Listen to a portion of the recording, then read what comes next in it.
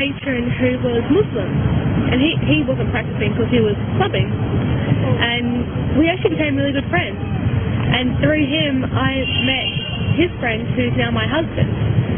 But with him, he used to be like, he used to try and tell me about Islam. I'm like, don't bother, I don't want to be Muslim, that's not something I want, you know, it's crazy. And then he kept saying, he's like, just read something about Islam. I'm like, I don't want to read.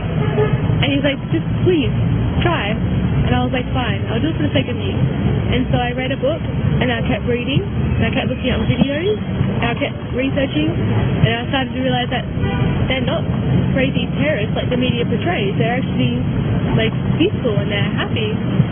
He got the number for a revert that's in Perth, and so I went to go see her that week. And I met her, and to see how happy she was and her family was, and she told me about Islam. And by the end of it, I was sitting down with her for about 3 hours. I almost started crying. And she stopped, she's like, you made me cry.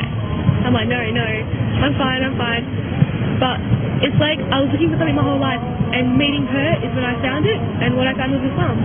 And so I embraced it. I took my Shahada on Eid this year, and started wearing hijab every day. And my dad, he kind of frowned upon it, but he still speaks to me.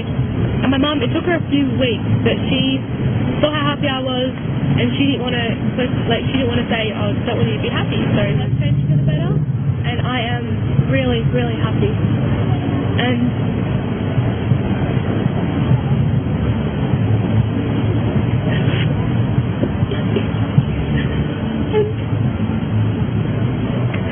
I'm so happy. This is a lifetime commitment I want to have.